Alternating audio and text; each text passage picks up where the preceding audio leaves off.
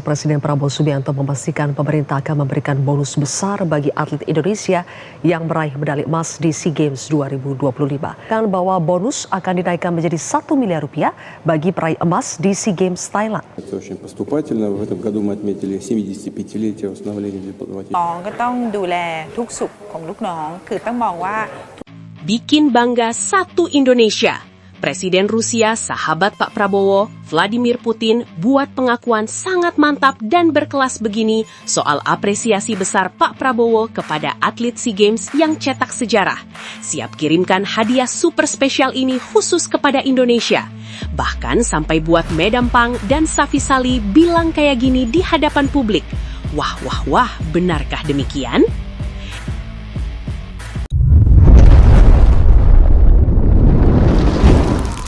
Sebelumnya mohon subscribe channel ini dulu supaya nggak ketinggalan berita terupdate Timnas Indonesia. Keberhasilan kontingen Indonesia di SEA Games 2025 Thailand bukan hanya meninggalkan catatan emas dalam sejarah olahraga nasional, tetapi juga mengguncang perhatian dunia internasional.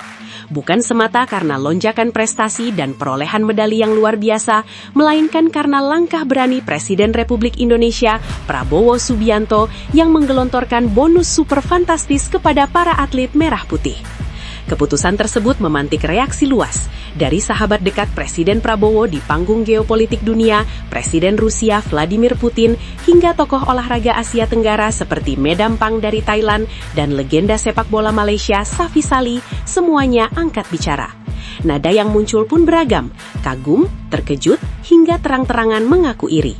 Presiden Rusia Vladimir Putin yang dikenal memiliki hubungan personal dan persahabatan lama dengan Presiden Prabowo memberikan pernyataan jujur dan terbuka soal kebijakan bonus besar tersebut. Menurut Putin, langkah Prabowo mencerminkan kecerdasan strategis seorang pemimpin negara. Langkah Presiden Prabowo adalah keputusan yang sangat brilian dan cerdas. Ini bukti nyata bahwa sebuah negara besar menghargai para atletnya tidak setengah-setengah, tetapi secara maksimal. Atlet adalah duta bangsa, dan mereka layak mendapatkan penghormatan tertinggi, ujar Putin dalam pernyataan yang dikutip media internasional. Putin menambahkan, di banyak negara besar, apresiasi kepada atlet kerap hanya bersifat simbolis. Namun Indonesia di bawah kepemimpinan Prabowo justru menunjukkan pendekatan yang berbeda. Karena Prabowo adalah sahabat baik saya secara pribadi akan mengirimkan hadiah spesial untuk para atlet Indonesia. Ini adalah bentuk solidaritas saya kepada Prabowo dan Indonesia. Saya berharap para atlet Indonesia akan semakin kuat, semakin disiplin, dan terus mengharumkan nama bangsanya, bukan hanya di ASEAN, tetapi juga di Asia dan dunia, lanjut Putin. Ia pun menutup pernyataannya dengan ucapan selamat. Selamat dan sukses selalu untuk Presiden Prabowo dan Indonesia. Dari kubu tuan rumah, suara mengejutkan datang dari Medampang, salah satu figur paling berpengaruh di dunia olahraga Thailand. Ia secara terbuka mengaku kaget mendengar besarnya bonus yang diberikan pemerintah Indonesia. Sejujurnya saya sangat terkejut, tetapi juga kagum. Di kawasan ASEAN, bonus atlet biasanya hanya ratusan juta. Apa yang dilakukan Indonesia benar-benar di luar kebiasaan, ungkap Medampang. Menurutnya, kebijakan tersebut menjadi jawaban atas semangat luar biasa yang ditunjukkan kontingen Indonesia sepanjang SEA Games 2025. Ia menilai para atlet Indonesia tampil dengan determinasi, mental baja, dan pengorbanan total. Sekarang saya paham mengapa atlet Indonesia begitu lapar prestasi. Mereka tahu negara benar-benar menghargai perjuangan mereka. Ini langkah yang sangat cerdas. Indonesia bukan hanya mencetak sejarah di SEA Games, tetapi juga menciptakan rasa hormat dan kepercayaan di hati atletnya, ujarnya. Medampang bahkan menilai kebijakan Prabowo bisa menjadi contoh bagi negara-negara ASEAN lainnya. Ini bukan soal uang semata, tetapi soal penghargaan, martabat, dan pesan bahwa atlet adalah aset bangsa. Pengakuan paling jujur dan emosional datang dari legenda sepak bola Malaysia, Safi Sali. Tanpa basa-basi, ia mengaku iri dengan apa yang dilakukan Indonesia terhadap atletnya. Saya iri, dan saya mengatakannya dengan jujur. Indonesia bukan hanya lebih baik dari Malaysia di SEA Games, tetapi juga jauh lebih serius dalam memperlakukan atletnya, kata Safi Sali. Menurut Safi Sali, masalah olahraga di Malaysia bukan hanya soal hasil di lapangan, tetapi juga minimnya perhatian dari pemerintah. Di Malaysia, jangankan bonus ratusan miliar, persiapan atlet saja sering tidak maksimal. Fasilitas kurang, perencanaan setengah-setengah, sangat berbeda dengan Indonesia, ungkapnya. Safi Sali menilai langkah Prabowo adalah bukti bahwa keberhasilan olahraga tidak datang tiba-tiba. Ketika pemerintah hadir penuh, atlet akan mati-matian membela negaranya. Di sini, olahraga sering terasa seperti anak tiri. Kalau tidak berprestasi, seolah dilupakan. Jadi wajar kalau saya iri melihat Indonesia.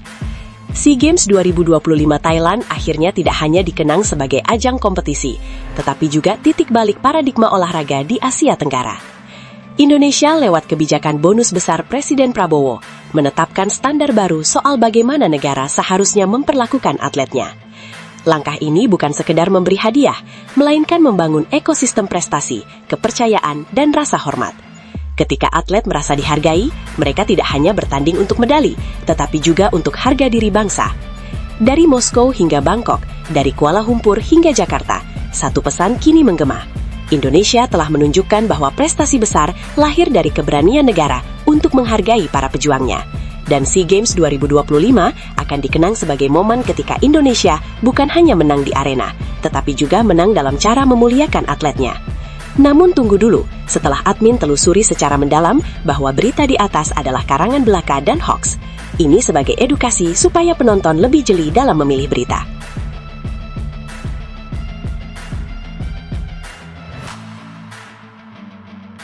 Ini baru kabar gembira. Sassuolo beri lampu hijau.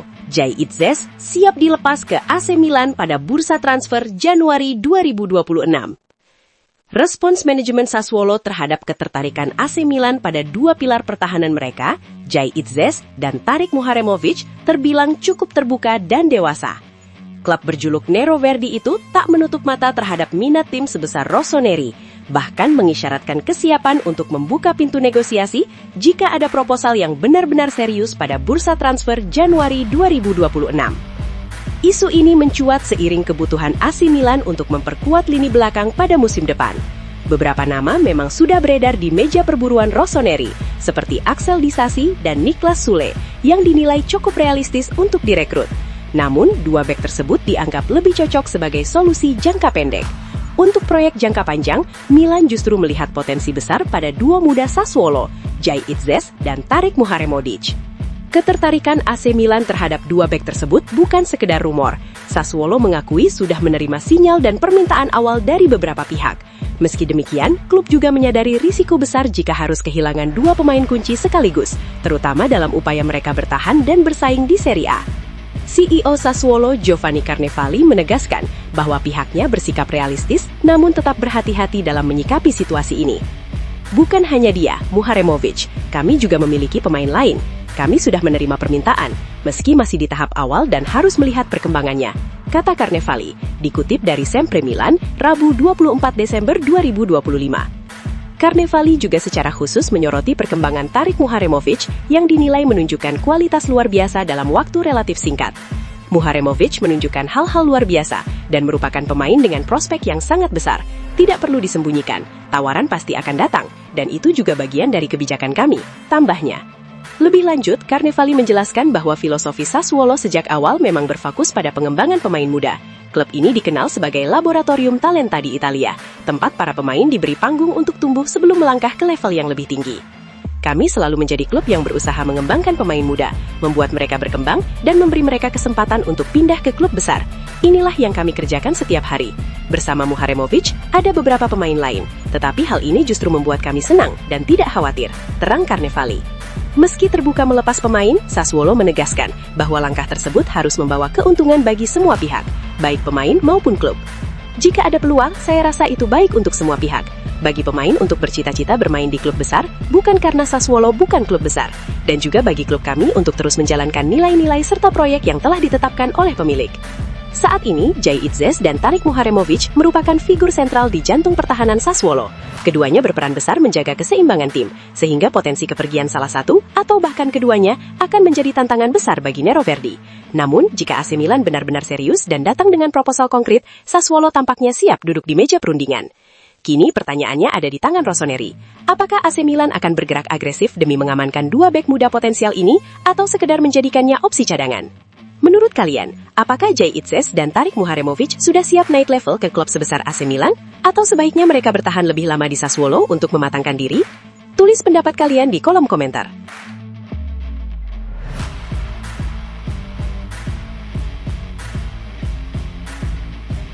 Yes, mantap! Inilah 3 keuntungan ajang AFC Nations League untuk Timnas Indonesia. Nomor 1, naikkan ranking FIFA. Wacana besar kembali datang dari Konfederasi Sepak Bola Asia, AFC.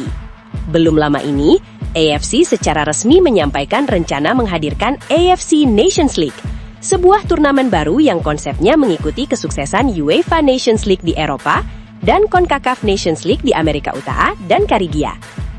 Meski hingga kini AFC masih belum membeberkan secara detail format kompetisi maupun waktu pelaksanaan resminya, gagasan tersebut sudah cukup untuk menghebohkan publik sepak bola Asia. Tak terkecuali para penggemar Timnas Indonesia yang langsung bertanya-tanya, seberapa besar manfaat ajang ini untuk skuad Garuda?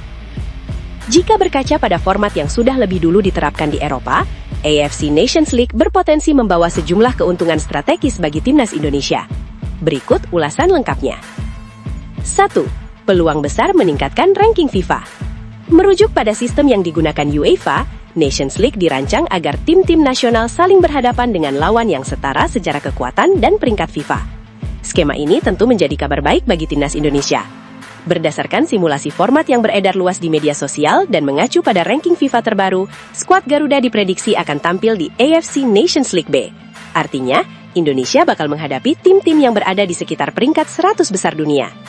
Situasi ini bisa menjadi kesempatan emas untuk mendulang poin FIFA. Dengan lawan yang relatif seimbang, peluang meraih kemenangan terbuka lebih lebar, dibanding harus langsung bersua raksasa Asia. Jika dimanfaatkan dengan maksimal, ajang ini dapat menjadi jalur realistis bagi Timnas Indonesia untuk perlahan mendekati target masuk 100 besar dunia. 2. Kepastian lawan di jendela FIFA Matchday. Selama ini, salah satu masalah klasik yang kerap dihadapi PSSI adalah kesulitan mencari lawan pada agenda FIFA Matchday di luar babak kualifikasi resmi. Tak jarang, Timnas Indonesia harus bersusah payah menghubungi federasi lain, bernegosiasi soal jadwal, lokasi, hingga biaya. Dengan hadirnya AFC Nations League, problem tersebut berpotensi teratasi.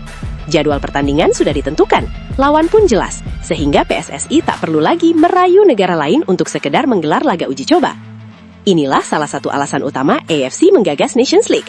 Federasi tertinggi sepak bola Asia menyadari bahwa laga persahabatan antar anggotanya perlu naik kelas, baik dari sisi kualitas pertandingan maupun nilai kompetitifnya.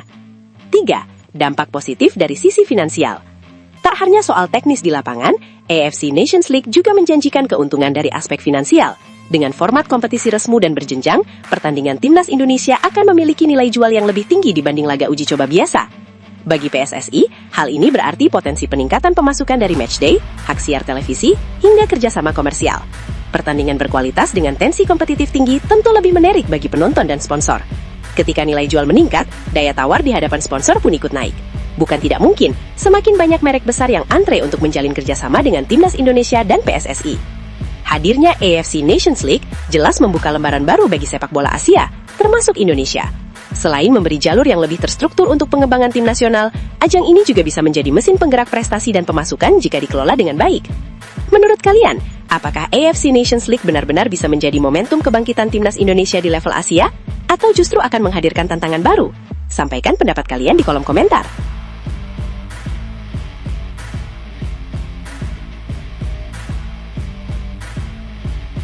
Tak hanya bertemu Erick Thohir, media Honduras beberkan alasan mengejutkan John Herdman pilih Timnas Indonesia.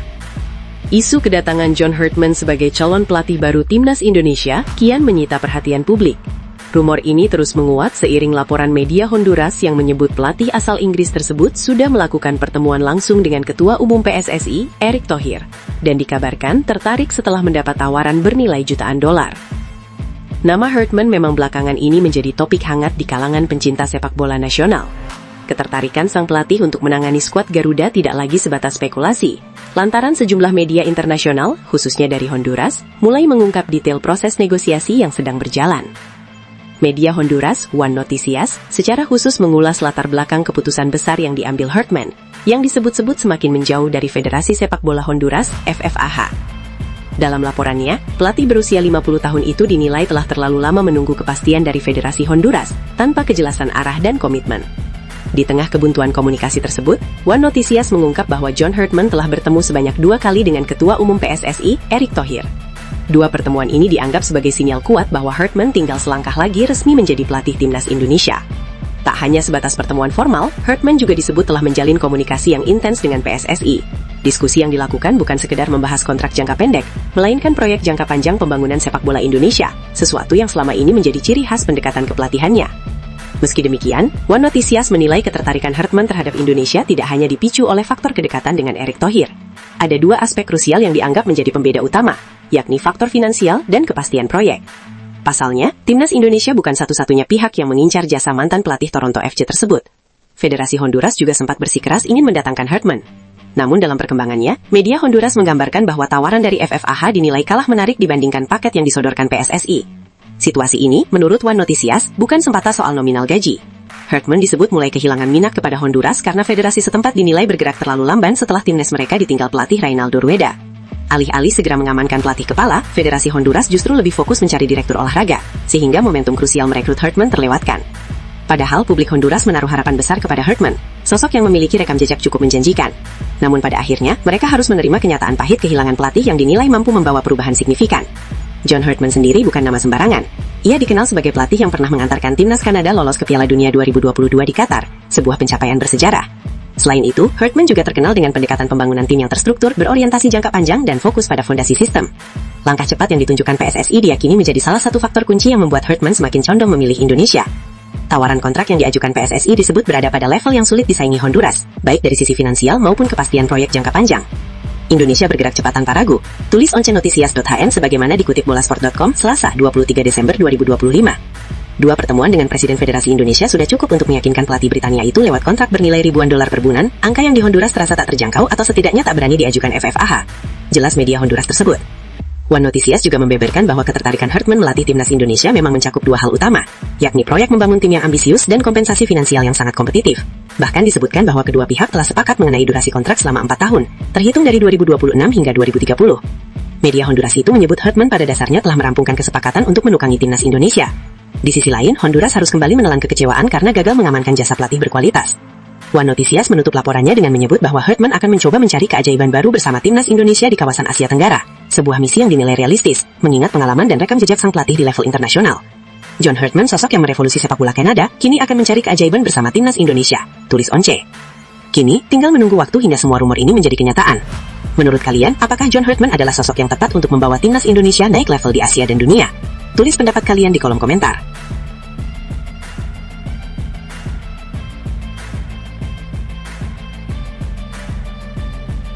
Rencana besar kembali digulirkan Konfederasi Sepak Bola Asia AFC. Baru-baru ini, AFC secara resmi mengumumkan wacana peluncuran turnamen anyar bernama AFC Nations League, sebuah kompetisi yang konsepnya meniru keberhasilan UEFA Nations League di Eropa. Turnamen ini dirancang untuk menghadirkan pertandingan-pertandingan kompetitif dan bernilai tinggi selama periode FIFA Matchday, bukan sekedar laga uji coba biasa. Dalam skema yang tengah disiapkan, seluruh 47 negara anggota AFC, termasuk Timnas Indonesia, akan ambil bagian dalam kompetisi yang terstruktur, terjadwal, dan disesuaikan dengan level kekuatan masing-masing tim. Nantinya, puluhan negara tersebut diperkirakan akan dibagi ke dalam 3 hingga 4 liga berbeda berdasarkan peringkat FIFA, sehingga setiap tim bertanding melawan lawan yang relatif seimbang. Pembagian ke dalam beberapa divisi ini dinilai sebagai solusi ideal untuk menciptakan pertandingan yang adil, kompetitif, dan relevan. Negara-negara dengan kekuatan setara tidak lagi harus berhadapan dengan raksasa Asia sejak awal, sehingga setiap laga benar-benar memiliki nilai perkembangan. Wacana AFC Nations League ini mendapat sambutan positif dari pakar sepak bola asal Malaysia, Dr. Zulakbal Abdul Karim. Ia menilai kehadiran kompetisi tersebut berpotensi membawa dampak besar, khususnya dalam meningkatkan kualitas pertandingan dan menarik minat penonton dalam jumlah besar. Menurut Zulakbal, AFC Nations League akan sangat menguntungkan negara-negara kecil yang selama ini kesulitan mendapatkan pertandingan kompetitif dengan kualitas memadai. Merupakan ide bagus untuk meniru model yang telah sukses di Eropa dengan UEFA Nations League, kata Zulakbal, dikutip superbowl.id dari NST. Liga tersebut memungkinkan negara-negara kecil untuk mendapatkan pertandingan kompetitif berkualitas, bukan sekedar pertandingan persahabatan. Hal itu membantu negara-negara kecil untuk berkembang dan mengurangi kesenjangan dengan negara-negara raksasa. Saya percaya pola serupa dapat muncul di Asia. Timnas Malaysia harus mempersiapkan diri dengan lebih baik, karena AFC Nations League bukan hanya tentang pertandingan persahabatan, tambahnya. Zulakbal juga menilai bahwa kehadiran AFC Nations League akan mendorong peningkatan standar sepak bola Asia secara keseluruhan. Ketika setiap pertandingan memiliki kepentingan kompetitif, maka kualitas permainan, intensitas, dan profesionalisme akan ikut terangkat. Tak hanya dari sisi teknis, Zulakbal menyoroti keuntungan lain dari aspek komersial. Menurutnya, pertandingan kompetitif secara alami akan lebih menarik perhatian publik dibanding laga persahabatan biasa. Persaingan yang lebih ketat akan memaksa para pemain untuk saling mendorong, yang akan meningkatkan kualitas, kata Zulakbal. Timnas Malaysia membutuhkan persiapan yang matang, bukan hanya sekedar membentuk tim untuk pertandingan persahabatan. Pertandingan kompetitif menarik lebih banyak pendukung daripada pertandingan persahabatan. Hal ini menciptakan peluang untuk menghasilkan pendapatan melalui penjualan tiket dan merchandise, dan juga dapat menarik lebih banyak sponsor, tambahnya. Dengan atmosfer kompetisi yang lebih serius, stadion diyakini akan lebih ramai, nilai hak siar meningkat, dan sponsor pun lebih tertarik berinvestasi. Semua ini pada akhirnya akan berdampak positif terhadap ekosistem sepak bola nasional masing-masing negara. Meski optimistis, Zulakbal tidak menutup mata terhadap kemungkinan buruk yang bisa menimpa timnas Malaysia, yakni potensi larangan tampil akibat sanksi FIFA. Jika hal itu terjadi, ia menilai absennya Malaysia di edisi perdana AFC Nations League akan menjadi kerugian besar. Jika Malaysia absen dari AFC Nations League karena larangan, itu akan menjadi pukulan besar karena melewatkan edisi perdana di mana semua tim papan atas terlibat, kata Zulakbal. Namun demikian, ia juga melihat sisi lain dari situasi tersebut. Menurutnya, sanksi justru bisa dijadikan momentum untuk melakukan pembenahan menyeluruh. Namun begitu Anda mencapai titik terendah, satu-satunya jalan adalah bangkit kembali. Jika kami dilarang selama 1 atau 2 tahun, kami harus menggunakan periode itu untuk mengatur ulang dan memperbaiki hal-hal mendasar, dari tingkat junior hingga senior. Hukuman suspensi bisa menjadi berkah tersembunyi jika kita memanfaatkan kesempatan ini untuk memperbaiki permainan sepak bola kita, tambahnya. Kehadiran AFC Nations League jelas membawa harapan baru bagi sepak bola Asia, termasuk bagi negara-negara yang tengah berupaya mengejar ketertinggalan. Dengan format yang lebih adil, kompetitif, dan bernilai tinggi, turnamen ini diyakini bisa menjadi titik balik perkembangan sepak bola di kawasan. Bagaimana menurut kalian? Apakah AFC Nations League akan benar-benar membawa perubahan besar bagi Asia, termasuk timnas Indonesia dan Malaysia? Tulis pendapat kalian di kolom komentar dan ikut meramaikan diskusinya.